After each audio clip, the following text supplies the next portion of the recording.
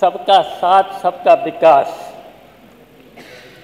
लेकिन बजट में ये नहीं दिख रहा है। जनता का कट गया साथ, महंगाई ने कर दिया नाश। जनता बोल रही है, आंखों में अमीरों की बस कोठियां रहीं, तभी तो कभी मील का पत्थर नहीं देखा। सच है सुने हजूर, खुशियां हैं बहुत दूर, अपने पिछड़े दलितों अल्पसंख्यकों का घर नहीं देखा। इस बजट के द्वारा अफसरशाही ने सरकार को भी गुमराह किया और सरकार ने सदन को और उत्तर प्रदेश की जनता को गुमराह करने का काम किया है।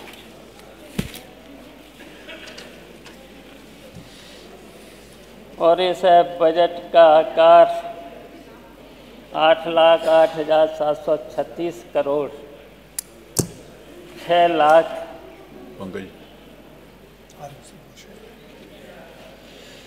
प्रस्तुत किया है।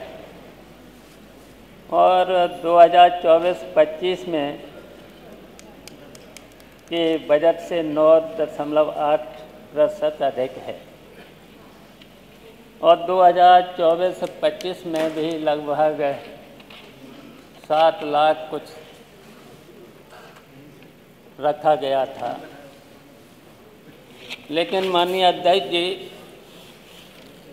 पिछले बजट में 24 और 25 के बजट में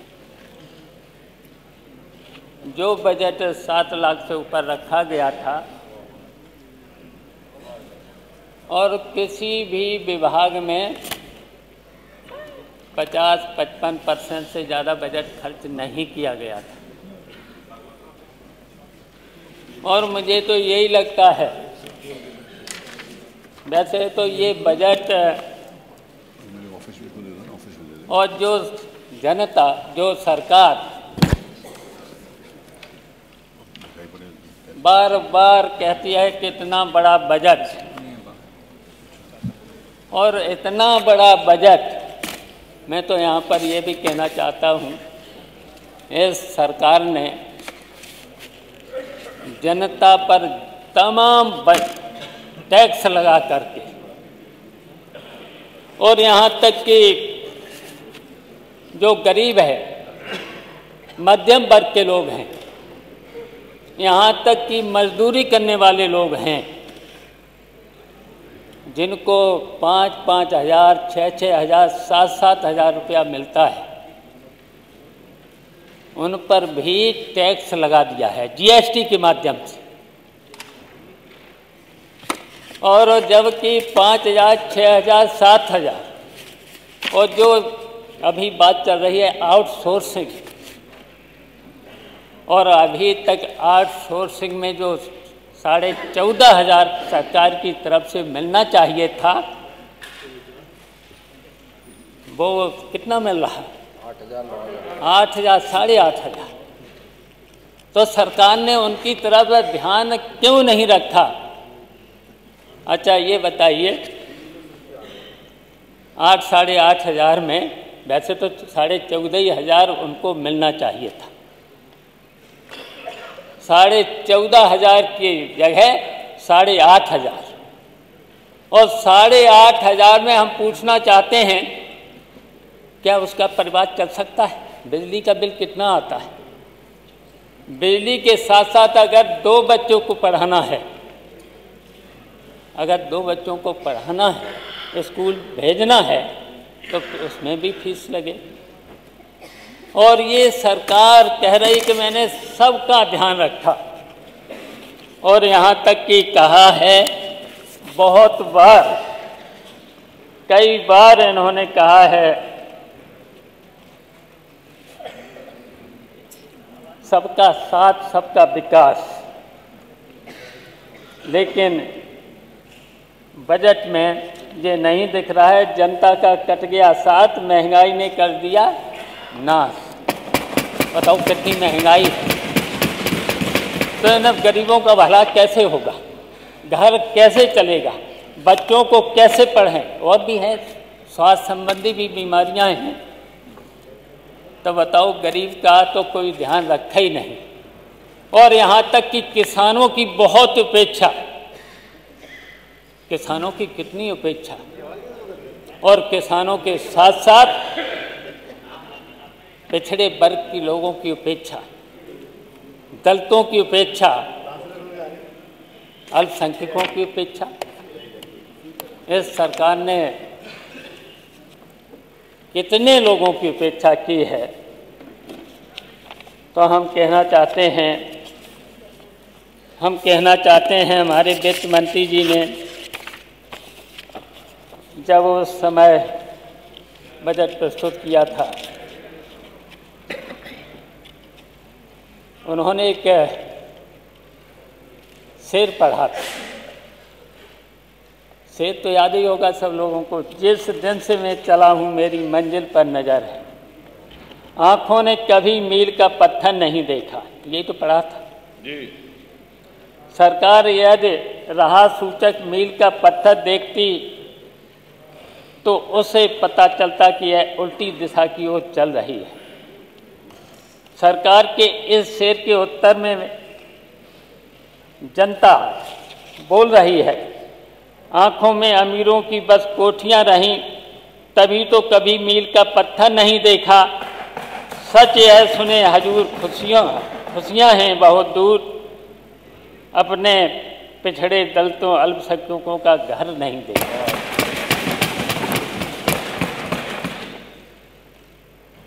मान्यवर अधिष्ठाता महोदय, बहुत सी समस्याएं हैं बजट में। जनता के सामने बहुत सी योजनाएं थी, सिंचाई विभाग की बहुत सी योजनाएं थी। मध्य योजना कितने समय से अधूरी पड़ी है, इस बजट में कोई ध्यान नहीं रखा गया है, जिससे पश्चिमी उत्तर प्रदेश में सिंचाई भी हो सकती थी।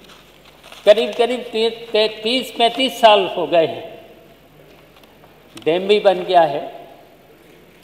अब किसानों की सिंचाई के लिए इस बजट में रख देना चाहिए था। बाढ़ सागर योजना हमने पूरी कर दी थी। अब पता लगा लीजिएगा,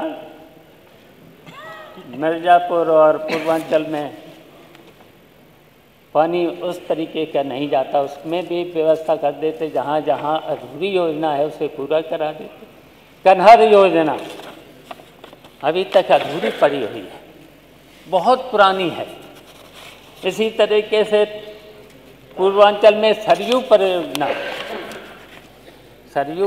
परियोजना से 8 जिले पूर्वांचल के सिंचाई में थे, उद्घाटन भी हो गया। 95% तो मैंने ही पूरा करा दिया था, लेकिन उसका उद्घाटन हो गया, लेकिन अभी तक पानी नहीं जा रहा है। बुंदेलखंड में जलाशय डैम मैंने कई बनवा दिए थे। मैंने देखा कि 2 साल तो उसमें कोई दिक्कत नहीं आई है बुंदेलखंड में पानी की, लेकिन क्या उन जलाशयों के लिए इस बजट में रख दिया गया होता?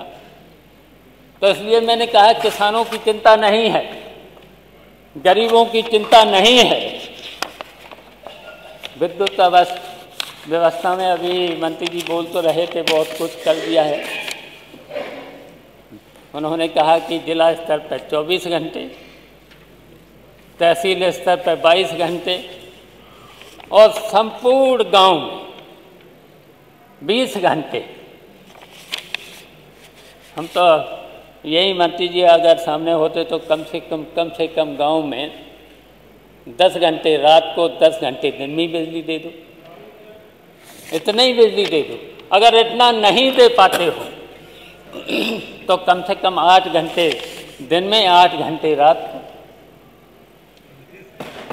ये व्यवस्था होना चाहिए।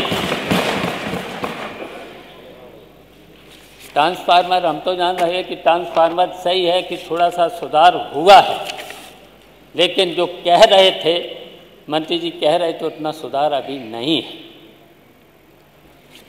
इतना देखिए विजिलेंस के द्वारा और विजिलेंस के साथ साथ यहाँ तक कि लाइनमैन लाइनमैन भी फ़ोटो खींच लेता है, और जो कि फ़ोटो खींच करके वहाँ का जेई जाता है सीधे थाने में FIR। पहले तो सेटिंग करते हैं, अगर सेटिंग करते हैं कि अगर उन्हें 15,000 20,000 रुपये की अगर सेटिंग हो जाती है तो FIR नहीं होगी। ये चल रहा है जनता के साथ।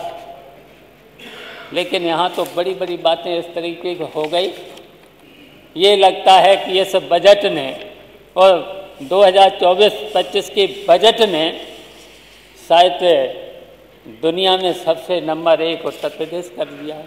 ये बढ़-चढ़ के बातें हो रही हैं, और जबकि ऐसा नहीं है। आज भी अर्थव्यवस्था में उत्तर प्रदेश 32वें स्थान पर है, केवल बिहार पीछे है इससे। लेकिन यहाँ लगता है कि उत्तर प्रदेश नंबर 1 पर हो गया है। तो इस तरीके की ये बातें चल रही हैं। और अधिष्ठाता महोदय, क्योंकि समय कम है, बातें तो बहुत सी थीं कि महोदय सरकार अफसाही के दुष्चक्र में फंस चुकी है। अफसर सरकार से और सरकार सदन पर जनता से झूठ बोल रही है, तथ्यों को छुपाया जा रहा है। 2016-17 में हमारे प्रदेश की अर्थव्यवस्था 12.5 लाख करोड़ थी। हम लगभग तमिलनाडु के बराबर थे। सकल राज्य घरेलू उत्पाद के मामले में महाराष्ट्र से 22.70 लाख करोड़ रुपया, लगभग हम दूसरे स्थान पर थे, और आज हमारा प्रदेश 5वें स्थान पर पहुंच गया। ऐसे बढ़ चढ़ के बताई जा रही हैं।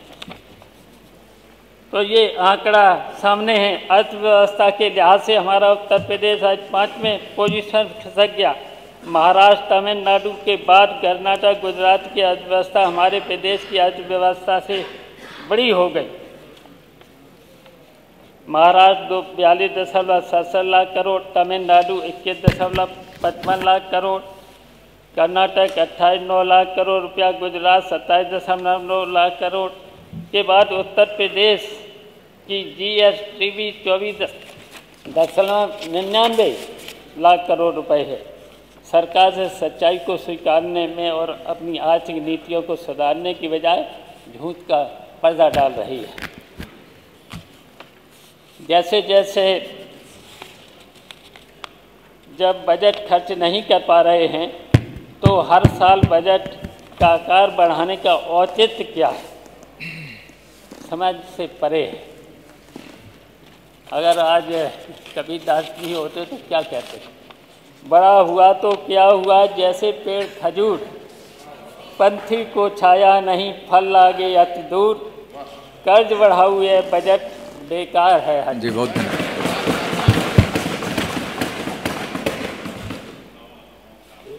अध्यक्ष महोदय, हमारा उत्तर प्रदेश प्रति व्यक्ति की आय की दर से 32वें स्थान पर है।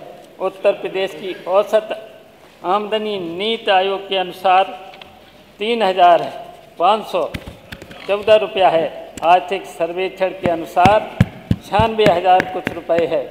वहीं सिक्किम, दिल्ली, गोवा के प्रति व्यक्ति आय 5 लाख रुपए से अधिक, और तमिलनाडु, गुजरात, कर्नाटक जैसे बड़े राज्यों की प्रति आय 3 लाख रुपए से अधिक है। माननीय, मेरी चिंता है कि हमारे देश प्रतिदिन तुलना में पिछड़ता चला जा रहा है। अभी तो समय है मेरा, नहीं हो गया अगर समय है, अगर समय नहीं है तो 2 मिनट तो हैं। नहीं, एक तो हम मिनट कुछ नहीं अब बोलना चाहते हैं। 1 मिनट केवल तुम सोच रहे हो बस बादल की उड़ानों तक, मेरी तो निगाहें हैं सूरज के ठिकानों तक। ये वित्त मंत्री की शायरी।